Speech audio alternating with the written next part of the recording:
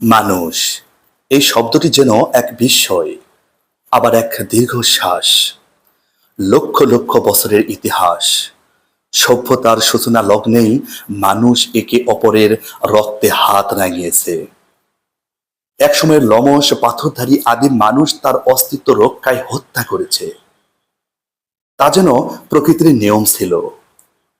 কিন্তু সময় পেরিয়ে ভাষা এলো, নীতি এলো, ধর্ম এলো, শিল্প এলো, সভ্যতা এলো, তবু রক্ত ঝরার রীতি গেল না।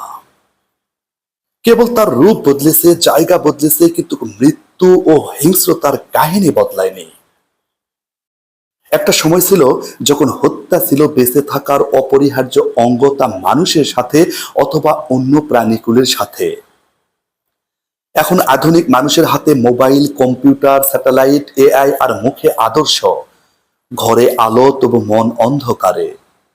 সেই মানুষই আরেক মানুষকে মেরে ফেলে, রাস্তায় ফেলে রাখে, চাঁদা না পেয়ে পাথরের খায়ে হত্যা করে, যেন সে কোনো কিছুরই মূল্য রাখে না। আর মানুষ যখন মানুষকে পাথর দিয়ে আঘাত করে, তখন তা শুধু এক দেহের মৃত্যু নয়, তা মনুষ্যত্বের অপমৃত্যু। আজ যদি কোনো প্রাণী আমাদের দিকে তাকায়, তার চোখে বিস্ময় থাকবে না, থাকবে করুণা। একটা পাখি হয়তো গাছের ডালে বসে দেখছে মানুষ মানুষের গলা কেটে ফেলছে, রাস্তায় পাথর দিয়ে মারছে, আর পাখিটি মনে মনে ভাবছে, আমরা তো তোমাদের তুলনায় নগণ্য প্রাণী, তবু আমাদের জাতকে তো আমরা কখনো মারি না।